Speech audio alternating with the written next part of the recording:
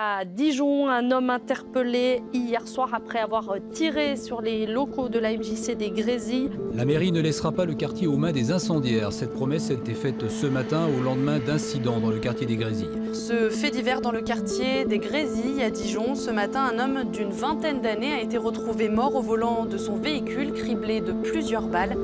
C'est un quartier où l'arbre qui tombe fait souvent plus de bruit que la forêt qui pousse. Un quartier où vivent 8000 habitants, les mieux placés sûrement pour nous en parler, pour nous raconter les Grésilles, leurs Grésilles, à eux. Ça fait presque 7 ans que je suis au Grésilles. Je ne peux pas déménager dans un autre quartier. Franchement, je trouve que ce n'est pas un quartier qu'on a honte de dire qu'on habite dedans, quoi. La vérité, le Grésilles, c'est bien. C'est comme un quartier comme les autres, quoi. Et même les jeunes, je pense que ça a changé de mentalité. Pour les jeunes, maintenant, il y a l'activité pour faire des sports. L'histoire du quartier, elle se raconte d'abord en images aux archives de la ville. Tout commence il y a plus de 60 ans. Les Grésilles naissent ici, sur ces champs.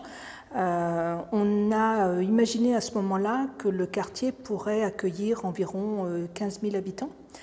Donc c'est un énorme chantier que l'on va petit à petit mettre en œuvre. 1955, année 1. La tour Billardon sort de terre. La première des 3 barres d'immeubles des Grésilles. On avait des salles de bain, des toilettes, des cuisines parfaitement aménagées. Tout cela évidemment dans de très grands ensembles où l'on imaginait qu'une vie collective pourrait se mettre en place. Les Grésilles sont alors loin de l'image que l'on connaît aujourd'hui. À la fin des années 50, c'est un général quasiment admiratif qui visite le quartier. C'est l'âge d'or des Grésilles et les 30 Glorieuses y sont pour beaucoup. Des centaines de familles s'installent ici, presque un privilège à l'époque. Cette maison, c'est l'une des premières ayant vu le jour. Un logement social où Yvonne s'est installée avec son mari dès les années 50. Ah oui, ça fait un petit bout de temps, hein. Ça fait 63 ans. Voilà. 63 ans que dans la même maison. Nous sommes retrouvés là parce que nous étions mal logés, expulsés, et qu'on s'est inscrit donc dans ces bâtiments-là, les castors. C'était tous des ouvriers, tous avaient tous un métier quand même. Hein. Au Grésilles, comme partout en France, la période d'après-guerre est synonyme de plein emploi. On avait du boulot à gogo.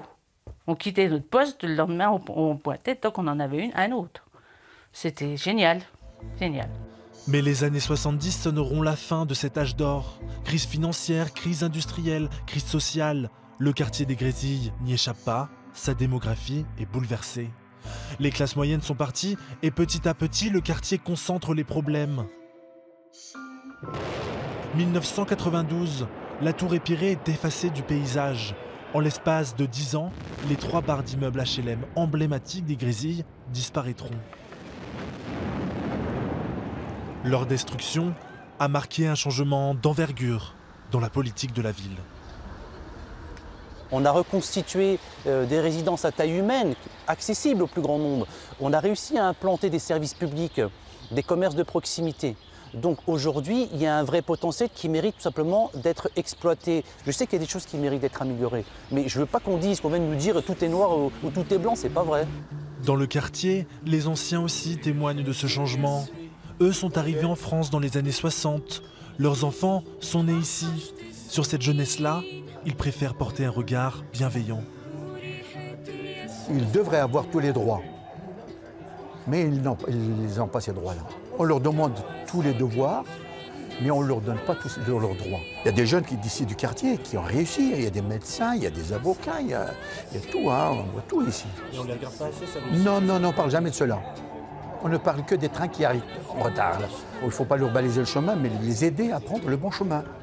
Prendre le bon chemin et au moins regarder l'avenir avec le sourire.